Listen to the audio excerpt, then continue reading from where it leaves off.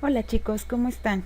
El día de hoy en la clase de informática vamos a ver un repaso sobre el tema algoritmos y diagramas de flujo. Vamos a estar trabajando en la semana con diagramas de flujo, por lo cual necesito que quede claro el tema de algoritmos y de diagramas de flujo. Bueno, comencemos.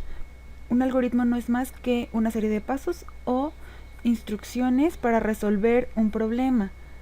Por ejemplo, los pasos que realizamos para resolver una ecuación matemática, la receta que seguimos para preparar un pastel. Los algoritmos están presentes todos los días en nuestra vida cotidiana, desde los pasos que cada uno de ustedes sigue, de cómo se levanta y se prepara para ir a la escuela, de cómo elaboran su desayuno, de cómo hacen para vestirse cuando salen de bañarse, de cuál es su rutina en la noche para ir a acostarse a dormir, etcétera. En todas las actividades que realizamos a lo largo del día están presentes los algoritmos, porque son únicamente los pasos que yo sigo o las instrucciones para llegar a un fin o a resolver un problema determinado.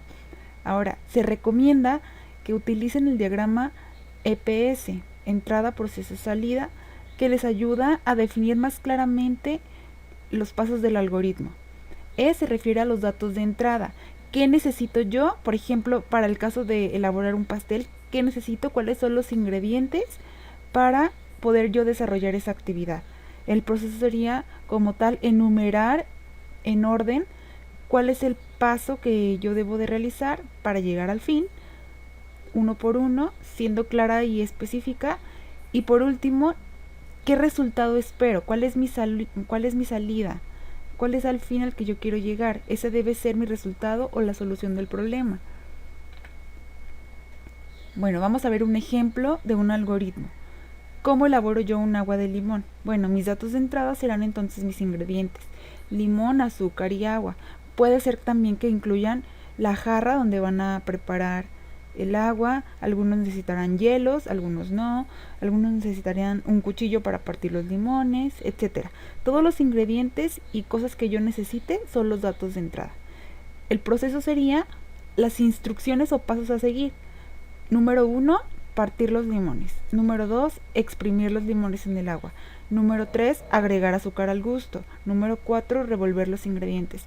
Habrá quien primero, antes de partir los limones y exprimir los limones al agua, primero agrega el azúcar al agua, después parte los limones y exprime los limones en el agua. ¿Sí?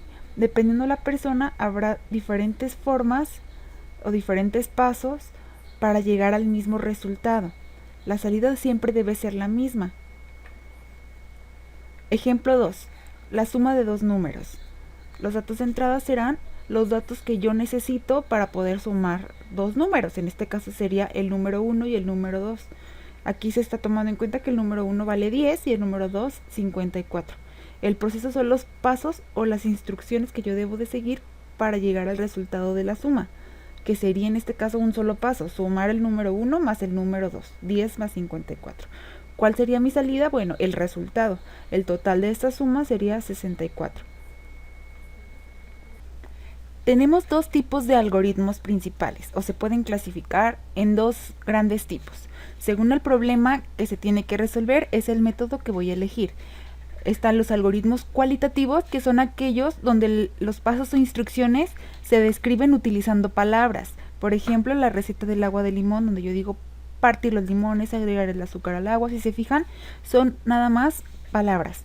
Y los cuantitativos son aquellos en donde se utilizan cálculos numéricos. Por ejemplo, la suma de dos números. Si se fijan en este algoritmo, los pasos a seguir eran operaciones matemáticas, cálculos numéricos. Muy bien, ahora teniendo claro ya todo lo que son algoritmos, su clasificación y cómo utilizarlos, pasamos al tema diagrama de flujo. Un diagrama de flujo es la representación gráfica de un algoritmo. Cualquier diagrama de flujo debe cumplir con tres condiciones principales. La primera es que exista un camino para encontrar la solución. La segunda es que exista solo un inicio, y la tercera, que exista solo un final. O sea, todo diagrama de flujo debe tener un inicio, un final y un camino que me lleve a encontrar la solución al problema. Ahora, ¿cuáles son las ventajas y desventajas de utilizar diagramas de flujo para representar algoritmos?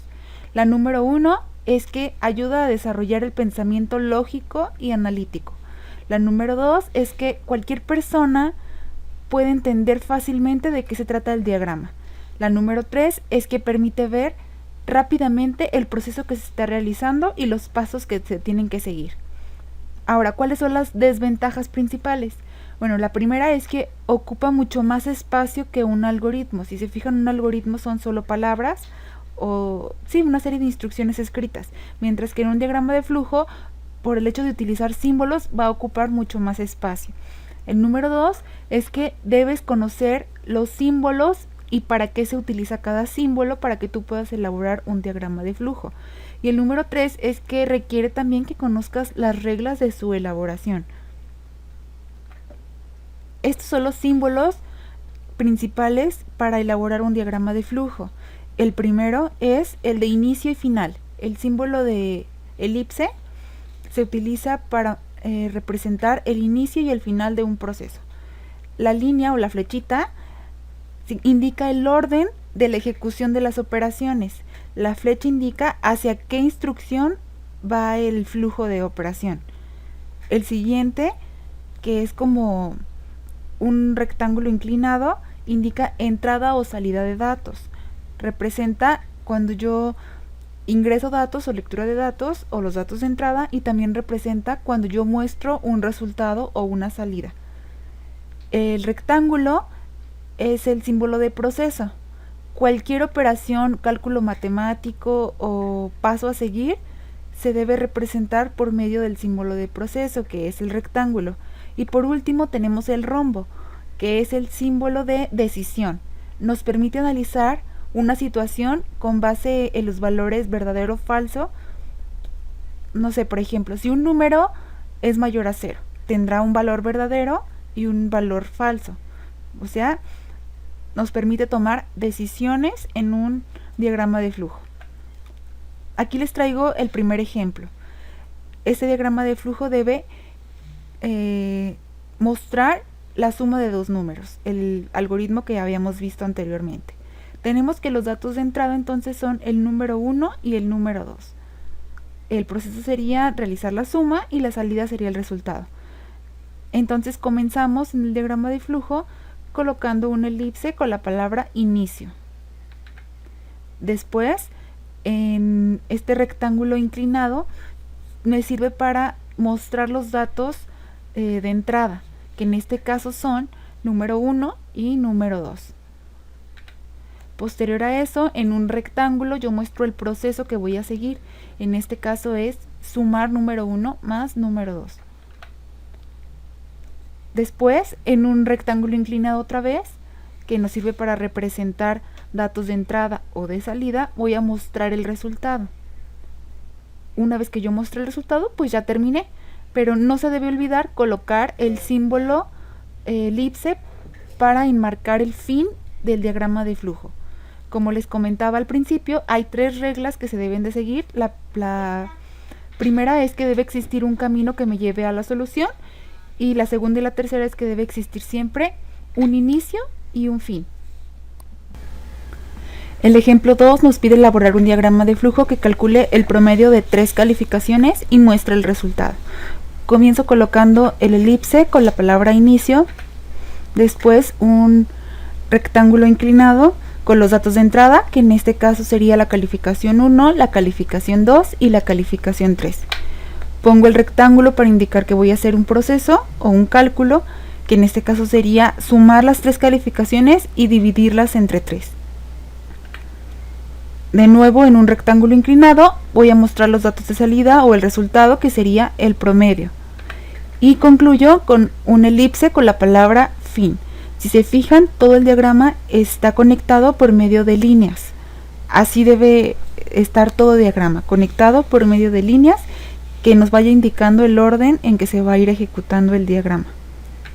Y para el ejemplo número 3, me pide que elabore un diagrama de flujo que diga si un número es negativo o es positivo. Lo primero que hago, al igual que con otros diagramas, es colocar el elipse con la palabra inicio.